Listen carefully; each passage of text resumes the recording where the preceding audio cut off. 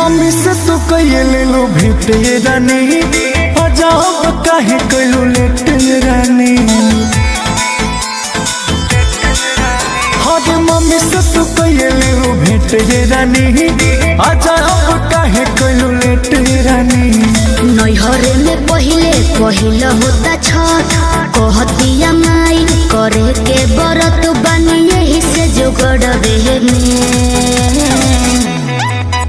असुअरख दे दे के बाबिचार राजा जी हमार आजा नैहरे में। असुअरख दे दे के बाबिचार राजा जी हमार आजा नैहरे में।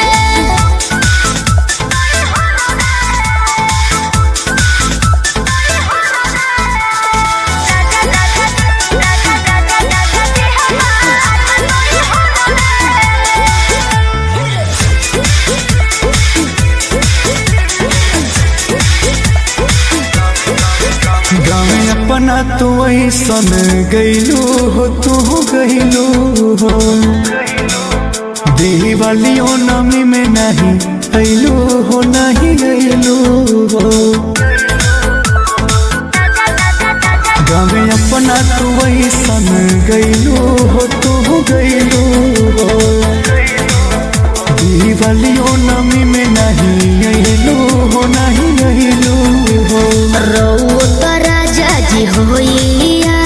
ससुरा से आइल बानी साल भर के बाद रही रोएन घर में।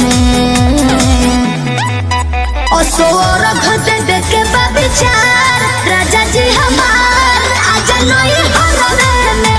असुअरख दे दे के बाबिचार राजा जी हमार आजा नैहरे में।